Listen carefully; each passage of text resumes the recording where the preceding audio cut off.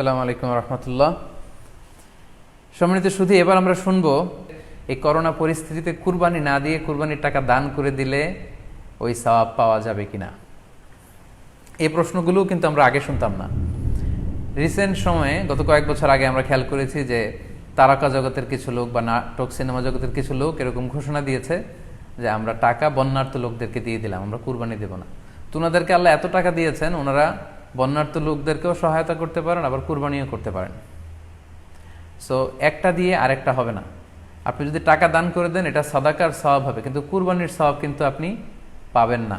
আল্লাহ রাসূল সাল্লাল্লাহু আলাইহি ওয়াসাল্লাম বলেছেন, কুরবানি করলে যেই প্রাণীটার কুরবানি করা হলো ওই প্রাণী তার শিং নিয়ে, তার গায়ের পশম নিয়ে, পায়ের খুরগুলো নিয়ে কিয়ামতের ময়দানে দাঁড়াবে। সো এই সওয়াব থেকে কিন্তু আপনি বঞ্চিত হয়ে গেলেন। তাই এ ব্যাপারে সুস্পষ্ট কথা হচ্ছে, আপনি যদি কুরবানির টাকা দান করে দেন দানের সওয়াব হবে, কিন্তু কুরবানির সওয়াব হবে না, এবং কুরবানির এই ওয়াজিব বিধানটিও কিন্তু আদায় হবে না। আপনার উদ্দেশ্য ভালো, কিন্তু আপনার পদ্ধতিতে সমস্যা। আপনার উদ্দেশ্য হচ্ছে যে বন্যা দুর্গত মানুষ, সাতক্ষীরাতে বা আশেপাশের জেলাগুলোতে বন্যায় মানুষ না খেয়ে মারা যাচ্ছে, আমি টাকাগুলো দান করে দেই, তাহলে বেশি তারা উপকৃত হবে। আমি বলবো যে আপনার যদি সামর্থ্য থাকে সেক্ষেত্রে আপনি বন্যার্ত লোকদেরকে দানও করেন, পাশাপাশি কুরবানিও করেন, দুই জিনিস। অথবা আপনি যদি শুধু কুরবানি করতে চান সেটাও আপনি করতে পারেন। আপনি কুরবানি করবেন, এতে করে কিন্তু আপনি যে দান করতে চান আপনার এই পারপাসটাও কিন্তু সার্ভ হবে। কিন্তু কুরবানির টাকা দান করে দিলে কখনো কুরবানি আদায় হবে না। আপনি যদি কুরবানি করেন এক্ষেত্রেও কিন্তু দরিদ্র জনগোষ্ঠীর বিশাল স্বার্থ এখানে আছে, কারণ বছরের একটা দীর্ঘ সময় ধরে এই সুবিধাবঞ্চিত মানুষগুলো কিন্তু আমিষের অভাবে তারা ভোগে, পুষ্টিহীনতায় ভোগে। তারা এমনও অনেক ফ্যামিলি আছে বছরে শুধু এই কুরবানির সময় এই মৌসুমটাতে তারা কিছু গোশত খেতে পারে। সো তাদের মধ্যে আপনি কুরবানি করে এই গোশত বিতরণ করতে পারেন। সো এই কোভিড-19 পিরিয়ডে আমাদের উচিত বেশি বেশি কুরবানি করা, কুরবানি করে এই অভুক্ত মানুষদের ঘরে ঘরে কুরবানির গোশত পৌঁছে দেয়া। তাহলে আপনি কুরবানির মাধ্যমে কিন্তু এই গোশত বিতরণ করে তাদের সহায়তা করতে পারলেন। পাশাপাশি যারা খামারি আছে, আপনি কুরবানি করলে এই তাই খামারিদের এই ব্যবসা প্রসেসেও কিন্তু আপনি অংশগ্রহণ করলেন। আপনি তাদের ব্যবসাতে, আল্লাহ তাআলা সুদকে হারাম করেছেন, ব্যবসাকে হালাল করেছেন, তাহলে ব্যবসার মতো একটা চমৎকার কাজেও আপনি সহায়তা করলেন কুরবানির মধ্য দিয়ে। আরও একটা গুরুত্বপূর্ণ বিষয় হচ্ছে, আমাদের গ্রাম বাংলায় কিন্তু আমাদের অনেক গরিব লোকজন আছে বা মা বোনেরা আছে যারা সারা বছর ব্যাপী ছাগল পালে এই আশায় যে কুরবানির সময় ছাগলটাকে বিক্রি করবে, অথবা গরু পালে। গ্রামগঞ্জে অনেক পরিবার আছে যে বছর শেষে কুরবানির সময় আসলে তারা এটা ভালো দামে বিক্রি করবে এবং সেই টাকা দিয়ে সারা বছর চলবে। সো আপনি যদি কুরবানি করেন তাহলে ওই প্রান্তিক জনগোষ্ঠীকেও কিন্তু সহায়তা করা হলো। পাশাপাশি কুরবানির এই সময়গুলোতে হাজার হাজার কসাইদের একটা জীবিকার ব্যবস্থা হয়। তারা গরু জবাই করে, চামড়া খোলে, গোশত কাটে।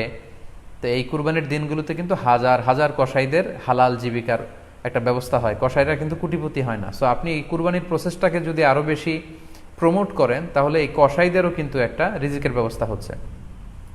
আরও ইন্টারেস্টিংলি, কুরবানির যে চামড়া, পশুর যে চামড়া, এই চামড়াগুলো কিন্তু ইয়াতিমের হক, গরিবদের হক।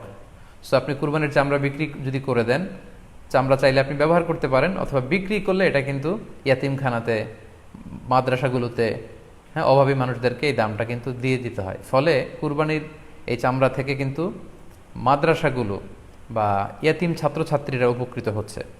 তাহলে এখানে অনেক বিষয় জড়িত। যদিও বর্তমান সময়ে চামড়া শিল্প ধ্বংস করার একটা বিশাল পায়তারা চলছে, চামড়ার দাম পড়ে যাচ্ছে। তো আমরা যদি কুরবানি না দিই আমাদের চামড়া শিল্প হুমকির মুখে পড়বে। এবং এই যে হাজার হাজার মাদ্রাসা এবং এতিমখানা আছে যাদের একটা বড় ইনকামের বা আয়ের উৎস হচ্ছে কুরবানির সময় এই চামড়ার টাকা। সো মানে with all this discussion it seems that through sacrifice you can contribute more. আপনি যদি কুরবানি করেন এবং এটা যদি বেশি বেশি করেন তাহলে আপনি যে চাচ্ছেন অসহায় মানুষদেরকে সহায়তা করতে, এটা আরও বেশি বেশি করা হলো, বেশি বেশি করা হলো। তাদেরকে গোশত বিতরণ করে আপনি সহায়তা করলেন, খামারিদেরকে ব্যবসার ক্ষেত্রে সহযোগিতা করলেন, গ্রামের যে নারীরা ছাগল পাললো, গরু পাললো তাদের সহায়তা করলেন, কসাইদের হালাল জীবিকার জন্য সহযোগিতা করলেন, মাদ্রাসার ইয়াতিম ছাত্রদেরকে আপনি সহায়তা করলেন। সো আমি বলবো যে কখনো এই ভুল সিদ্ধান্ত নেবেন না যে কুরবানির টাকা আমি দান করে দেবো। না, আপনি কুরবানি করবেন, এতে আপনার কুরবানির ওয়াজিবও আদায় হবে, গরিবদেরকে সহযোগিতাও করা হবে। সেক্ষেত্রে যদি আপনি স্বাস্থ্য ঝুঁকি মনে করেন এই করোনা পরিস্থিতিতে, সেক্ষেত্রে আপনি সরাসরি হাটে যেতে না চাইলে অনলাইনে গরু ক্রয় করতে পারেন। গতকাল আমি কয়েকটি বিশ্বস্ত সংস্থা বা ফাউন্ডেশনের নাম উল্লেখ করেছি আমার পেজে, যারা এই কুরবানির সার্ভিসটা দিচ্ছে তারা বিশ্বস্ত। আপনারা তাদের কাছে টাকা পাঠিয়ে আপনি কয় ভাগে কুরবানি দিচ্ছেন জানাতে পারেন, আপনার নাম্বার দিয়ে রাখতে পারেন। তারা কুরবানির দিন, কুরবানির শেষে আপনাকে SMS করে জানিয়ে দিবে যে আপনার কুরবানি হয়েছে, আপনার কুরবানি আদায় হয়ে গেল। অনেকে না বুঝে অনেক বিরূপ মন্তব্যও করেছেন গতকালের স্ট্যাটাসটিতে। আসলে যে এই সংস্থাগুলোর কথা আমি উল্লেখ করেছি তাদের সাথে সরাসরি আমার কোনো সম্পৃক্ততা নেই, বরং এটা জনকল্যাণমূলক একটা কাজের অংশ হিসেবেই মূলত আমি অল্টারনেটিভ একটা সহজ পদ্ধতি, যারা হাটে যেতে চান না, গোশত বন্টন করা এবং করোনা পরিস্থিতির কারণে স্বাস্থ্য ঝুঁকি মনে করে যারা কুরবানি একেবারে দিতেই চাচ্ছেন না, তারা যেন এই ভুলটি না করেন, বরং অন্তত এই সংস্থাগুলোর কাছে টাকা পাঠিয়ে তারা যেন তাদের ওয়াজিব কুরবানির বিধানটি পালন করেন, এজন্যই মূলত এই স্ট্যাটাসটি দেওয়া হয়েছিল। আরও একটি সহজ পদ্ধতি আছে, সেটা হচ্ছে যারা শহুরে জীবনযাপন করছেন, শহরে আছেন, তারা চাইলে কিন্তু আপনার গ্রামের আত্মীয় স্বজনদের কাছে আপনার টাকা পাঠিয়ে দিয়ে কুরবানি আদায় করতে পারেন। টাকা পাঠিয়ে দিলে তারা আপনার পক্ষ থেকে ছাগল বা গরু কিনে কুরবানি করে তারা গোশত খেয়ে উপকৃত হলো, আশেপাশের গরিব আত্মীয় স্বজনদের মধ্যে বিতরণ করে এই কুরবানির প্রক্রিয়াটা আদায় হলো। এটাও খুব সহজে কিন্তু করা যেতে পারে। আর কুরবানির ক্ষেত্রে প্রতিনিধিত্ব জায়েজ আছে, অন বিহাফ অফ ইউ, অন্য কেউ আপনার পক্ষ থেকে কুরবানি করতে পারবে, আপনি টাকা দিয়ে দিলেই হলো।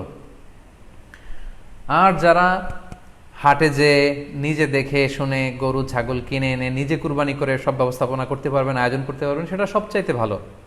সেটা তো নূরুন আলা নূর, এটা নিয়ে কোনো কথা নেই। তবে সেক্ষেত্রে এই করোনা পরিস্থিতিতে হাটে যাওয়া, কুরবানি করা, সেক্ষেত্রে পরিপূর্ণভাবে স্বাস্থ্যবিধি মেনে চলতে হবে এবং সর্বোচ্চ সতর্কতার পরিচয় আমাদেরকে দিতে হবে, যাতে করে কুরবানিকে কেন্দ্র করে এই রোগের এই মহামারী যাতে আরও বেশি করে আমাদের মাঝে ছড়িয়ে পড়ার কোনো সুযোগ না পায়। আশা করি কুরবানির টাকা দিয়ে দিলে কুরবানি আদায় হবে কিনা এই ব্যাপারটিও আপনারা বুঝতে পেরেছেন। এবার আমরা আসি, আরেকটি প্রশ্ন আমাদের কাছে খুব বেশি এসেছে, সেটা হচ্ছে কুরবানির পশু অনলাইনে ক্রয় করা যাবে কিনা। খুবই রেলেভেন্ট একটি কোশ্চেন, যেহেতু এখন অনেকেই হাটে যেতে চাচ্ছেন না করোনা পরিস্থিতির কারণে। অনলাইনে আমরা অনেক কেনাকাটা করি, ফলে অনলাইনে কুরবানির পশুটা ক্রয় করা যাবে কিনা, এটা হচ্ছে প্রশ্ন। এক্ষেত্রে উত্তর হচ্ছে জি, অন্যান্য জিনিস আপনি যেমনি অনলাইনে ক্রয় করেন সেগুলো যেমনি জায়েজ, অনুরূপভাবে অনলাইনে কুরবানির পশুও ক্রয় করা জায়েজ। বিভিন্ন ডেইরি ফার্ম আছে, অ্যাগ্রো ফার্ম আছে এবং বিভিন্ন গরু ছাগলের খামার আছে। তারা কিন্তু আমি দেখলাম যে বিক্রয়.com না রকমারি.com আমি দেখলাম যে তারা গরুর অ্যাড দিচ্ছে, গরুর ভিডিও সেখানে আপলোড করে দিচ্ছে, সেখানে তাদের ক্লায়েন্টরা সেটা দেখে তারা গরু ক্রয় করছে। যে এটা জায়েজ আছে ইনশাল্লাহ। আপনারা যদি স্বাস্থ্য ঝুঁকির কারণে গরুর হাটকে অ্যাভয়েড করতে চান, ওখানে যেতে না চান, আপনারা চাইলে অনলাইনে পশু ক্রয় করতে পারবেন। তবে সেক্ষেত্রে দুটি জিনিস আপনাকে নিশ্চিত হতে হবে, দুইটা জিনিস আপনাকে অনলাইনে পশু ক্রয় করার ক্ষেত্রে নিশ্চিত হতে হবে। প্রথম বিষয় হচ্ছে পশুটা দৈহিকভাবে ত্রুটিমুক্ত কিনা, এটা নিশ্চিত হতে হবে। অর্থাৎ পশুর বিস্তারিত অঙ্গ প্রত্যঙ্গের বর্ণনা আপনার জানা থাকা চাই। পশুটা সুস্থ আছে কিনা, বাহ্যিকভাবে সমস্ত ত্রুটিমুক্ত কিনা, এটা জানতে হবে। 2 নম্বর হচ্ছে পশুর বয়স সম্পর্কে আপনার জানতে হবে, কারণ যে কোনো বয়সের পশু দিয়ে কুরবানি করা যায় না, এটার একটা নির্ধারিত বয়স সীমা দেওয়া আছে শরিয়াতে, সেটা আপনাকে মেনটেন করতে হবে। প্রথম হচ্ছে সালিমাতুন মিনাল উয়ুবিজ যাহিরা, বাহ্যিক ত্রুটিমুক্ত হওয়া। যে কোনো পশু দিয়ে কিন্তু, অসুস্থ পশু দিয়ে কুরবানি করলে কিন্তু কুরবানি হবে না। এক্ষেত্রে আমরা সুনানে নাসাইর একটি হাদিস উল্লেখ করব। হাদিসটি সহিহ, বারা ইবনে আযিব রাদিয়াল্লাহু তাআলা আনহু বর্ণনা করেছেন। আল্লাহ রাসূল সাল্লাল্লাহু আলাইহি ওয়াসাল্লাম বলেছেন, লা ইয়াজুজু মিনাদ দাহায়া আল আওরাউল বাইয়িনু আওরুহা, এমন পশু দিয়ে কুরবানি হবে না যে এই পশুটা সুস্পষ্টভাবে অন্ধ কানা কোনো পশু দিয়ে কুরবানি হবে না। ওয়াল আরজাউল বাইয়িনু আরাজুহা, খোড়া, কুরবানি যেখানে করা হবে ওই জায়গা পর্যন্ত হেঁটে যেতে পারছে না, মাঠ থেকে বাড়িতে আনা যাচ্ছে না, এরকম খোড়া প্রাণী দিয়ে কুরবানি করা যাবে না। ওয়াল মারিদাতুল বাইয়িনু মারাদুহা, খুব বেশি অসুস্থ, খুবই দুর্বল অসুস্থ প্রাণী দিয়ে কুরবানি করা যাবে না। ওয়াল আজফা উল্লাতি লা তুনকি, এবং এমন বয়স্ক বৃদ্ধ প্রাণী যে অতি বয়সের ভারে এটা নুজ্জ হয়ে গিয়েছে এবং এর হাড্ডির ভেতরে যে মজ্জা শুকিয়ে গিয়েছে, এরকম প্রাণী দিয়েও কিন্তু কুরবানি করা যাবে না। তাহলে সুনানে নাসাইয়ের এই সহিহ হাদিসটির মধ্য দিয়ে আমরা বুঝতে পারলাম যে অন্ধ প্রাণী দিয়ে কুরবানি করা যায় না, খোড়া প্রাণী দিয়ে করা যায় না, খুবই দুর্বল প্রাণী দিয়ে এবং খুব বয়স হয়েছে এরকম প্রাণী দিয়ে কিন্তু কুরবানি করা যাবে না। তারপর আমরা সুনানে তিরমিজির আরেকটি হাদিস এখানে উল্লেখ করব। এই হাদিসটিও হাসান পর্যায়ের হাদিস। বর্ণনাকারী হচ্ছেন আলী রাদিয়াল্লাহু তাআলা আনহু। তিনি বলেন, নাহা রাসূলুল্লাহ সাল্লাল্লাহু আলাইহি সাল্লাম আইয়ুদহা বিআ'যাবিল করনি ওয়াল উযুন, অর্থাৎ আল্লাহ রাসূল সাল্লাল্লাহু আলাইহি ওয়াসাল্লাম শিং ভাঙা এবং কান কাটা এরকম প্রাণী দিয়ে কুরবানি করতে নিষেধ করেছেন। অর্থাৎ ব্রোকেন হর্নস অ্যান্ড ইয়ার্স, কোনো পশুর যদি শিং দুটো ভাঙা থাকে অথবা কান কাটা থাকে এরকম প্রাণী দিয়ে কুরবানি করলে কুরবানি আদায় হবে না। পশুর কানের ব্যাপারে আরও সুস্পষ্ট হাদিস এসেছে সুনানে তিরমিজিতে, এটিও হাসান পর্যায়ের হাদিস। বর্ণনাকারী সাইয়েদনা আলী রাদিয়াল্লাহু তাআলা আনহু, তিনি বলেন যে নাহা রাসূলুল্লাহ সাল্লাল্লাহু আলাইহি ওয়াসাল্লামা আইয়ুদহা বিমুকাবালাহ আও মুদাবারাহ আও শারকা আও খারকা আও জাদআ। অর্থাৎ আল্লাহ রাসূল সাল্লাল্লাহু আলাইহি ওয়াসাল্লাম মুকাবালা মানে এমন প্রাণী যেই প্রাণীর কানের সামনের অংশ কাটা, এরকম প্রাণী দিয়ে কুরবানি করা যাবে না। আও মুদাবারা, এমন প্রাণী যে প্রাণীর কানের পেছনের অংশ কাটা, সেটা দিয়ে কুরবানি করা যাবে না। আও শারকা, অথবা কানের মাঝখানে কাটা, দুই দিক ঝুলে আছে, করা যাবে না। আও খারকা, অথবা কানের ভেতরে ছিদ্র, পশুর কানে যদি ছিদ্র থাকে, কেটে যে ছিদ্র হয়ে গিয়েছে, ড্রিলড হয়ে গিয়েছে, সেই প্রাণী দিয়ে কুরবানি করা যাবে না। আও জাদা, অথবা নাক কাটা, এরকম প্রাণী দিয়ে কুরবানি করা যাবে না। তাহলে আল্লাহ রাসূল সাল্লাল্লাহু আলাইহি ওয়াসাল্লামের ভাষ্যমতে এই প্রাণীগুলো দিয়ে কুরবানি করা যাবে না। ফলে আপনি অনলাইনে যদি পশু ক্রয় করতে চান, আপনার যে পশুটা ক্রয় করবেন এটা বাহ্যিকভাবে সুস্থ আছে কিনা, অঙ্গ প্রত্যঙ্গের বিস্তারিত বর্ণনা ভিডিওতে আপনাকে ক্রস চেক করে এবং বাড়িতে আনার পরে সেটাকে দেখে এই পারচেজটা আপনাকে নিশ্চিত করতে হবে। 2 নাম্বার খেয়াল রাখবার বিষয় হচ্ছে পশুর বয়স। কুরবানির পশুর একটা নির্ধারিত বয়স সীমা আছে। সেক্ষেত্রে উটের জন্য 5 বছর হওয়া লাগবে কমপক্ষে, গরু বা মহিষের ক্ষেত্রে কমপক্ষে 2 বছর হতে হবে, এবং ছাগলের ক্ষেত্রে কমপক্ষে 1 বছর হতে হবে। আবার বলছি, উট 5 বছর, গরু 2 বছর এবং ছাগল 1 বছর। তবে মেষ বা ভেড়া, দুম্বা এগুলো যদি 6 মাসের হয়, দেখতে যদি মোটা সোটা হয়, 1 বছরের মতো মনে হয়, তাহলে সেগুলো দিয়েও কুরবানি করা যাবে। সেক্ষেত্রে পশুর যে দাঁত আছে, নিচের পাটের যে পশুর দাঁত, এই দাঁতগুলোর পাশে 2টা ধারালো দাঁত থাকে, এগুলো উঠেছে কিনা এগুলো দেখে দেখে আপনারা পশুর বয়সকে নির্ণয় করতে পারবেন। তাহলে অনলাইনে ক্রয়ের ক্ষেত্রে আমাদের উত্তর হচ্ছে যে অনলাইনে আপনি পশু ক্রয় করতে পারবেন। সেক্ষেত্রে আপনাকে 2টি বিষয়ে খুব খেয়াল রাখতে হবে। এক হচ্ছে পশুর অঙ্গ প্রত্যঙ্গ ঠিক আছে কিনা, বাহ্যিকভাবে সব ধরনের ত্রুটিমুক্ত কিনা। 2 নম্বর হচ্ছে পশুর বয়স। এই 2টি জিনিস যদি আপনি এনশিওর করেন, আপনি অনলাইনে পশু ক্রয় করে সেটা দিয়ে কুরবানি করলে কুরবানি হয়ে যাবে ইনশাল্লাহ, কোনো সমস্যা নেই। আরও একটি প্রশ্ন আমাদের কাছে খুব বেশি এসেছে, সেটা হচ্ছে কুরবানি কি পুরো পরিবারের পক্ষ থেকে একজন দিতে হবে নাকি সামর্থ্যবান প্রত্যেকের দিতে হবে? আই রিপিট, আমি আবার বলছি, প্রশ্নটি হচ্ছে যে অনেকে এই প্রশ্নটি করেছেন যে পুরো পরিবার থেকে একজন দিলে হয়ে যায় নাকি সামর্থ্যবান প্রত্যেকের দিতে হয়। সম্মানিত দিনী ভাই এবং বোনেরা, এটি একটি মতবিরোধপূর্ণ মাসআলা। অর্থাৎ এই মাসআলার ক্ষেত্রে স্কলারদের মধ্যে মতভেদ পাওয়া যায়। এক্ষেত্রে 2টি মতামত। একদল স্কলার বলেছেন যে এটা পরিবারের পক্ষ থেকে একজন দিলে আদায় হয়ে যাবে। অপর মতামত হচ্ছে যে না, সামর্থ্যবান প্রত্যেকেরই দিতে হবে। আমরা 2টি মতামত নিয়ে আলোচনা করি। প্রথম মত হচ্ছে যে এক পরিবারের পক্ষ থেকে একজনই যথেষ্ট। এই মতামতটিও দলিলের দিক থেকে বেশ শক্তিশালী। সেক্ষেত্রে আমরা মেহনাফ ইবনে সুলাইম রাদিয়াল্লাহু তাআলা আনহুর বর্ণিত একটি হাদিস সুনানে আবু দাউদে এসেছে। হাদিসটি হাসান পর্যায়ের হাদিস। তিনি বলছেন, ও নাহনু উকুফুন মা রাসূলিল্লাহ বিআরাফাতিন, আমরা রাসূল সাল্লাল্লাহু আলাইহি ওয়াসাল্লামের সাথে 9 জিলহজ আরাফার ময়দানে ছিলাম।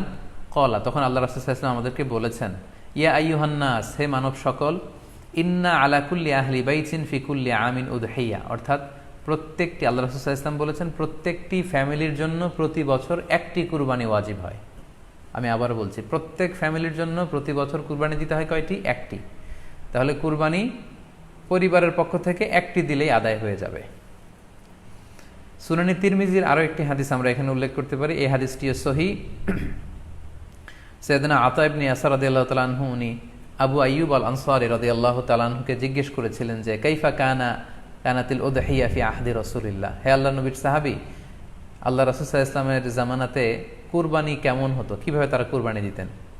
তো আবু আইয়ুব আল আনসারী রাদিয়াল্লাহু তাআলা আনহু বলেছেন, কানা রাজুলু ইউদাহি বিশাতি আনহু ওয়া আন আহলিহি, আল্লাহ রাসূল সাল্লাল্লাহু আলাইহি ওয়াসাল্লামের সময়কালে লোকজন একটি ছাগল কুরবানি দিত তার পক্ষ থেকে এবং তার ফ্যামিলির পক্ষ থেকে। আনহু ওয়া আন আহলিহি, তার নিজের পক্ষ থেকে এবং ফ্যামিলির পক্ষ থেকে। অর্থাৎ এই হাদিসগুলোর আলোকে বোঝা যায় যে পুরো পরিবারের পক্ষ থেকে একজন কুরবানি দিয়ে দিলেই আদায় হয়ে যাবে। স্বামীও চাকরি করেন, স্ত্রীও চাকরি করেন, স্বামীরও টাকা আছে, স্ত্রীর টাকা আছে, দুইজনের আলাদা করে দিতে হবে না। স্বামী যদি একটা ছাগল কুরবানি দিয়ে দেয় তাহলে স্ত্রীর পক্ষ থেকে পুরো ফ্যামিলির পক্ষ থেকে কুরবানি আদায় হয়ে যাবে। এই হাদিসগুলোর আলোকে বোঝা গেল। দ্বিতীয় আরেকটি মত আছে, সেই মতটি হচ্ছে প্রত্যেক সামর্থ্যবানের উপর ওয়াজিব। এটি ইমাম আবু হানিফার মত এবং আমাদের বাংলাদেশে এটিরই প্রচলন হয়ে এসেছে। আমরা এই মতামতটিকেই বেশি আমরা শুনে থাকি সব জায়গায়, যে যারাই সামর্থ্যবান প্রত্যেকের আলাদাভাবে দিতে হয়। স্বামী সামর্থ্যবান হলে স্বামীর দিতে হবে, স্ত্রী সামর্থ্যবান হলে স্ত্রীকে দিতে হবে, ছেলেরা হলে ছেলের দিতে হবে। এটা প্রত্যেকের আলাদাভাবে ইন্ডিভিজুয়ালি দিতে হয়। এবং সেক্ষেত্রে ওনারা দলিল দিচ্ছেন সুনান ইবনু মাজার একটি হাদিস, হাদিসটি সহিহ, যেখানে আল্লাহ রাসূল সাল্লাল্লাহু আলাইহি ওয়াসাল্লাম বলেছেন, মান কানা লাহু সাআহ, যার সামর্থ্য আছে কিন্তু ওয়ালাম ইউদাহি, সামর্থ্য থাকার পরেও সে কুরবানি দেয় না, ফালা ইয়াকরাবান্না মুসাল্লানা, সেজন্য ঈদুল আজহার দিন আমার ঈদগাহে না আসে নামাজ পড়তে। আল্লাহ রাসূল সাল্লাল্লাহু আলাইহি ওয়াসাল্লাম হুঁশিয়ারি বাণী ঘোষণা করেছেন, ধমক দিয়েছেন যে সামর্থ্য থাকার পরেও যে কুরবানি দেয় না সেজন্য আমার ঈদগাহে না আসে। এই হাদিসের আলোকে ওনারা বলেছেন মান কানা লাহু সাআহ, যার সামর্থ্য আছে। ওনারা বলছেন যে এটা ইন জেনারেল, ব্যাপক, যারই সামর্থ্য আছে তাকিয়ে দিতে হবে। সো এখানে বাস্তবতা হচ্ছে দুই পক্ষেরই খুব ভ্যালিড দলিল আছে। আর কোনো মাসালার ক্ষেত্রে যখন মতবিরোধ থাকে, দুই পক্ষেরই দলিল থাকে, সেক্ষেত্রে বাড়াবাড়ি করাটা অনুচিত। বরং এটা হচ্ছে ইসলামের সৌন্দর্য, এখানে প্রশস্ততা রয়েছে।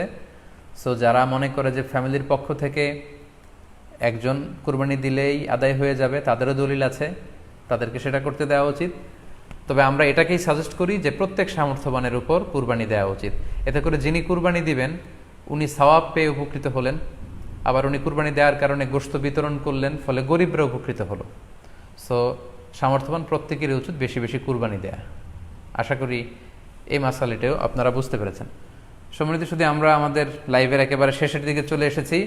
আমরা খুব বেশি লম্বাচড়া করতে চাই না, যদিও বলেছিলাম সংক্ষিপ্ত লাইভ, মাঝখানে একবার ইন্টারনেট এবং ইলেকট্রিসিটি চলে যাওয়ার কারণে একবার ইন্টারাপ্ট হলো। এ পর্যায়ে আমরা অল্প কয়েকটি রিমাইন্ডার আপনাদের সাথে শেয়ার করে আজকের আলোচনাটুকু আমরা এখানেই জবনিকা টানবো, এখানেই আমরা আলোচনাটি শেষ করবো ইনশাআল্লাহ।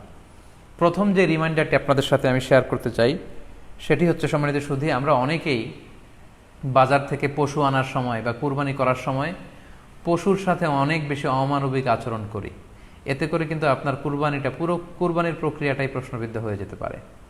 তাই আজকের লাইভের মধ্য দিয়ে যারাই আপনারা যুক্ত হয়েছেন, আমি সবাইকে বলছি আমরা যাতে পশুর সাথে মানবিক আচরণ করি, কুরবানির পশুর সাথে এমন কোনো আচরণ যাতে না করি যাতে ওর কষ্ট না হয়, আমরা যেন এটা খেয়াল রাখি। বিশেষ করে জবাই করার আগে পশুকে ভালোভাবে রশি দিয়ে বেঁধে নেয়া এবং ছুরিটা, যেই ছুরি দিয়ে জবাই করা হবে সেটা খুব ধারালো থাকা। আল্লাহ রাসূল সাল্লাল্লাহু আলাইহি ওয়াসাল্লাম কিন্তু এই দিক নির্দেশনা আমাদেরকে দিয়েছেন। সুবহানাল্লাহ, ইসলাম যে কতটা চেক অ্যান্ড ব্যালেন্স, কতটা ভারসাম্যপূর্ণ জীবন বিধান। আল্লাহ রাসূল সাল্লাল্লাহু আলাইহি ওয়াসাল্লাম সহিহ মুসলিমের বর্ণনায় তিনি বলছেন, ইযা যাবাহতুম ফাআহসিনু যিবহা, তোমরা যখন জবাই করবে সেখানেও তোমরা ইহসান করো। কেননা আল্লাহ তাআলা সব জায়গায় ইহসানকে অবধারিত করেছেন। আমরা জীবনে যাই করব না কেন সেটা ইহসানের সাথে করতে হবে। তো পশুটাকে কিন্তু আমি জবাই করব, স্লটার করব। আল্লাহ রাসূল সাল্লাল্লাহু আলাইহি ওয়াসাল্লাম বললেন, যখন স্লটার করবে, জবাই করবে, তখনও সেটার প্রতি ইহসান করে তোমরা জবাই করো না। ওয়া ইযা যাবাহতুম ফাআহসিনু যিবহা, সেক্ষেত্রেও তোমরা সফট হার্টেড হও, সেটাকে ইহসানের সাথে জবাই করো। কিভাবে ইহসানের সাথে জবাই করবে? ওয়ালিয়ুহিদ্দা আহাদুকুম শাফরাতাহু ওয়ালিয়ুরিহ যাবিহাতাহু, তোমরা তোমাদের ছুরিটা খুব বেশি করে ধারালো করে নাও, যাতে করে খুব স্মুথলি স্লটারিংটা হয়ে যায়, খুব স্মুথলি কুরবানিটা তাড়াতাড়ি হয়ে যায়, যাতে প্রাণীটার কষ্ট না হয়। আমরা প্রায়ই আমাদের বেখেয়ালে বা অবহেলাবশত কুরবানির পশু ট্রাক থেকে নামানো, হাট থেকে নিয়ে আসা, এমনভাবে আমরা কুরবানির পশুর সাথে ট্রিট করি, এতে করে কিন্তু অনেক অমানবিক আচরণ আমাদের দ্বারা প্রকাশ পেয়ে যায়। সো আমরা যদিও এটাকে জবাই করব, আমরা যেন ইহসানের সাথে জবাই করি, এই বিষয়টা যেন আমরা খেয়াল রাখি। এটা হচ্ছে প্রথম রিমাইন্ডার। দ্বিতীয় রিমাইন্ডার হচ্ছে, আমাদের দেশে প্রায় এটা ঘটে, জবাই করার পরে অনেক কসাইরা তাড়াতাড়ি এই পশুটার দেহ থেকে প্রাণ বের হয়ে যাওয়ার জন্য ছোট ছুরি দিয়ে জবাই করা প্রাণীটার গলার মধ্যে খোঁচা মারতে থাকে, গলায় বারবার খোঁচা মারতে থাকে। এটা কিন্তু ঠিক না। স্পাইনাল কর্ডে যদি আপনি জবাই করার পরে বারবার খোঁচা মারেন, তাহলে কিন্তু এই প্রাণীটার অপমৃত্যু হতে পারে, অর্থাৎ এটা স্বাভাবিক কোনো মৃত্যু নয়। স্বাভাবিক মৃত্যু হচ্ছে জবাই করে দেয়া, এবং ইসলাম এটাকে আমাদের জন্য বৈধ করেছেন। আমরা জানি যে পাশ্চাত্যে গরুর মাথায় বুলেট মারা হয়, অথবা ইলেকট্রিক্যাল শক দিয়ে ওটাকে হত্যা করা হয়, অথবা ভারী কোনো লোহার হাতুড়ি দিয়ে গরুর মাথায় আঘাত করে সেটাকে মারা হয়, কিন্তু ইসলাম এগুলোকে নিষেধ করেছে। ইসলামের বিধান হচ্ছে স্লটারিং করা, আপনি জবাই করে দিবেন। সেক্ষেত্রে আমার মনে হয় 10 থেকে 15 মিনিট যদি আমরা একটু ওয়েট করি, গরুর দেহ থেকে সবগুলো রক্ত কিন্তু বের হয়ে যাবে, ফলে এটার গোশতটা উপাদেয় হবে আমাদের জন্য। কিন্তু আমরা যদি তাড়াহুড়ো করে, বিশেষ করে অনেক কসাই ভাইরা রুহটা যাতে তাড়াতাড়ি বের হয়ে যায়, প্রাণটা যাতে তাড়াতাড়ি বের হয়ে যায়, জবাইয়ের পরে আবার ছোট ছুরি দিয়ে স্পাইনাল কর্ডে খোঁচা মারতে থাকে, এটা কিন্তু ঠিক না। এতে করে যেটা হয়, এটা স্বাভাবিক মৃত্যু হয় না, বরং অপমৃত্যু হয়ে থাকে। আমরা যখন কুরবানি করি তখন প্রাণীটার শ্বাসনালী এবং কণ্ঠনালী কেটে যায়, এবং তারপরে রক্তনালী, যেটাকে ইংরেজিতে বলে জুগুলার ভেইন, এই জুগুলার ভেইনটা যখন কেটে যায় তখন কিন্তু প্রাণীটা আর ব্যথা পায় না। গবেষণায় দেখা গিয়েছে যে যদিও আমরা দেখি যে প্রাণীটা খুব ছটফট করে, লাফালাফি করে, কিন্তু আসলে সে ব্যথা পায় না। জুগুলার ভেইন যখন কেটে ফেলে তখন ব্রেইন তাকে স্পাইনাল কর্ডের মাধ্যমে হার্টে সিগন্যাল দেয় আরও বেশি পাম্প করার জন্য, আরও বেশি রক্ত পাঠানোর জন্য। ফলে দেহের সবগুলো রক্ত গলার ওই কাটা জায়গা দিয়ে কিন্তু বের হয়ে যায়। কিন্তু ওই মুহূর্তে আপনি যখন ছোট ছুরি নিয়ে এটার স্পাইনাল কর্ডে খোঁচাখুচি করতে শুরু করেন, তখন কিন্তু এটার অপমৃত্যু ঘটে, এটার স্ট্রোক হতে পারে, এটা হার্ট অ্যাটাক করে মারা যেতে পারে। তাহলে সেটা কিন্তু স্বাভাবিকভাবে জবাইয়ের মধ্যে দিয়ে মৃত্যুবরণ করলো না, বরং হার্ট অ্যাটাক করে বা স্ট্রোক করে সেটা মারা গেল। তখন কিন্তু আপনার কুরবানিটা প্রশ্নবিদ্ধ হয়ে যেতে পারে। তো এই জন্য আমি সকলের কাছে অনুরোধ করব, আপনারা তাড়াহুড়ো না করে 10 থেকে 15 মিনিট একটু ওয়েট করেন জবাইয়ের পরে, এটাকে স্বাভাবিকভাবে, ন্যাচুরালি, প্রাকৃতিকভাবে এটার রুহটা বের হতে দিন। তা না হলে আমাদের কুরবানি কিন্তু প্রশ্নবিদ্ধ হয়ে যেতে পারে। 3 নম্বর রিমাইন্ডার হচ্ছে, আমাদের বাংলাদেশের অনেক জেলায় আমরা হিন্দু মুসলমান একসাথে থাকি। আমার কাছে নিউজ এসেছে যে অনেক জায়গায় অনেকে হিন্দুদের মন্দিরের সামনে কুরবানির গরু জবাই করে। এটা ঠিক না, কারণ আমরা জানি যে ওরা এই গরুর পূজা করে থাকে। সো আমরা এমন কিছু করব না যেটা ওদেরকে খুব বেশি কষ্ট দিবে। সো অনেকে শুনেছি যে উস্কানিমূলকভাবে তারা একটু দেখিয়ে দিতে চায় বা তাদের উপর প্রতিশোধ নিতে চায়, এরকম করে অনেক সময় হিন্দুদের বিভিন্ন গ্রামে মন্দিরের সামনে এই কুরবানির ব্যবস্থাপনা করা হয়। আমি বলবো যে আমরা এটা যাতে না করি। আমরা হিন্দুদের যে উপাসনালয় আছে, আমাদের হিন্দু ভাইদের উপাসনালয়গুলোকে স্কিপ করে এমন জায়গায় কুরবানি করব যাতে করে তাদের এই দৃশ্য দেখা না লাগে, এবং তাদের এবাদতগাহের সামনেও যাতে আমাদের এরকম পরিস্থিতি তৈরি করতে না হয়। আমরা যাতে সাম্প্রদায়িক সম্প্রীতি আমাদের আবাদতের মধ্য দিয়ে বজায় রাখতে পারি, এবং কোনো ধরনের উস্কানিমূলক কর্মকাণ্ডে যেন আমরা কখনোই যুক্ত না হই। 4 নাম্বার এবং সবচাইতে গুরুত্বপূর্ণ পয়েন্ট হচ্ছে, জি খেয়াল করে শুনুন, আপনাকে বলছি, 4 নাম্বার পয়েন্ট হচ্ছে যে জবাইয়ের স্থান এবং বর্জ্য কুরবানির পরে এটাকে নিজ দায়িত্বে পরিচ্ছন্ন করুন। আই রিপিট, আমি আবার বলছি, যেখানে আপনি কুরবানি করলেন সেটাকে এবং এই যে বর্জ্য ময়লা, এটা নিজ দায়িত্বে আপনি ক্লিন করুন। সিটি কর্পোরেশনের ভাইয়েরা সরকারি তত্ত্বাবধানে সারা বাংলাদেশের এই সব বর্জ্য আসলে পরিষ্কার করা সম্ভব না। জরিপে এসেছে যে 50 লক্ষ গরু জবাই করা হয় প্রত্যেকটা কুরবানির ঈদে। তো সেক্ষেত্রে আমাদেরকে দায়িত্বশীল হতে হবে। কুল্লুকুম রাঈন ওয়া কুল্লুকুম মাসউলুন আন রাইয়াতিহি। আল্লাহ রাসূল সাল্লাল্লাহু আলাইহি ওয়াসাল্লাম বলেছেন, তোমরা প্রত্যেকে দায়িত্বশীল, আর তোমাদের প্রত্যেকের দায়িত্বের ব্যাপারে কিয়ামতের ময়দানে আল্লাহ তাআলা কিন্তু তোমাদেরকে জিজ্ঞেস করবে। তাই আমরা যেন নিজ দায়িত্বে এই কুরবানির করার স্থান এবং বর্জ্য যেন পরিষ্কার করি। ব্লিচিং পাউডার দিয়ে বেশি করে পানি মেরে আমরা যেন পরিষ্কার পরিচ্ছন্ন রাখি, কারণ আত-তুহুরু শাতরুল ঈমান, পরিষ্কার পরিচ্ছন্নতা এটা হচ্ছে ঈমানের অঙ্গ। এই বিষয়টা জানে আমরা খুব গুরুত্বের সাথে নেই, এবং নিজ নিজ কুরবানি আমরা যেখানে দিলাম সেই জায়গাটা যেন আমরা পরিষ্কার করি। বিশেষ করে বিভিন্ন সংস্থা যারা অনেক অনেক কুরবানি করবেন, ভলান্টিয়ারিলি বিভিন্ন কুরবানি করে কুরবানির গোশত বিতরণ করবেন, আপনারা এরকম ভলান্টিয়ারিলি ক্লিনলিনেস ক্যাম্পেইন করতে হবে, যাতে কোনো ধরনের রক্ত, ময়লা, বর্জ্য, আবর্জনা না থাকে। এই ব্যাপারটাকে যেন আমরা খেয়াল রাখি। সর্বশেষ হচ্ছে, অনেকে জিজ্ঞেস করেন যে ফ্রিজে রাখা যাবে কিনা। জি, কুরবানির গোশত ফ্রিজে রাখা যাবে। ইবনে আব্বাস রাদিয়াল্লাহু তাআলা আনহুর মত অনুযায়ী 3 ভাগ করা উত্তম, তবে এটা আবশ্যক নয়। আপনি 1 ভাগ নিজে খাবেন, 1 ভাগ আত্মীয় স্বজন প্রতিবেশীদের দিবেন, আরেক ভাগ গরিব দুঃখীদের মাঝে বন্টন করে দিবেন, এটা উত্তম, কিন্তু এটা আবশ্যক নয়। পুরো গোশত যদি আপনার লেগে যায় আপনি ভোগ করতে পারেন, আর যদি আপনার কাছে অতিরিক্ত গোশত থাকে এটা আপনি আত্মীয়দের দান করুন, গরিব আত্মীয়দের আপনি উপহার দিন, গরিব মিসকিনদের, সুবিধা বঞ্চিত মানুষদেরকে আপনি এগুলো দান করুন। কারণ সূরাতুল হজ্জের 28 নম্বর আয়াতে আল্লাহ তাআলা বলেছেন, ফাকুলু মিনহা ওয়া আত'ইমুল বাঈসাল ফাকির, তোমরা কুরবানির এই গোশত নিজেরাও খাও এবং অভাবী লোকদেরকে দাও। এবং সহিহ বুখারীতে আল্লাহ রাসূল সাল্লাল্লাহু আলাইহি ওয়াসাল্লামের একটি বর্ণনা, আল্লাহ রাসূল সাল্লাল্লাহু আলাইহি ওয়াসাল্লাম বলেছেন, কুলু ওয়া আত'ইমু ওয়াদাখিরু, অর্থাৎ কুরবানির গোশত তোমরা খাও, ওয়া আত'ইমু মানে অন্যদের খাওয়াও, ওয়াদ্দাখিরু, এবং তোমরা এটাকে প্রিজার্ভ করে রাখো বা জমা করেও রাখতে পারো। অর্থাৎ আপনি চাইলে ফ্রিজে রাখতে পারবেন, আপনি পরবর্তীতে খেতে চাচ্ছেন, আপনি রাখতে পারবেন ইনশাআল্লাহ। সো উত্তম হচ্ছে 3 ভাগ করে, 1 ভাগ নিজে খাওয়া, 1 ভাগ আত্মীয় স্বজনদের প্রতিবেশীদের দেয়া, এবং 1 ভাগ অভাবী সুবিধাবঞ্চিত গরিব মিসকিনদের মাঝে বন্টন করে দেয়া। এবং অবশ্যই অবশ্যই যাদের সামর্থ্য আছে আপনারা বেশি বেশি কুরবানি করুন, এবং এই কুরবানির মধ্য দিয়ে আমরা অনেক অনেক প্রান্তিক জনগোষ্ঠী, সুবিধাবঞ্চিত মানুষ, তাদের কাছে আমাদের সহায়তাগুলো পৌঁছে দিতে পারবো।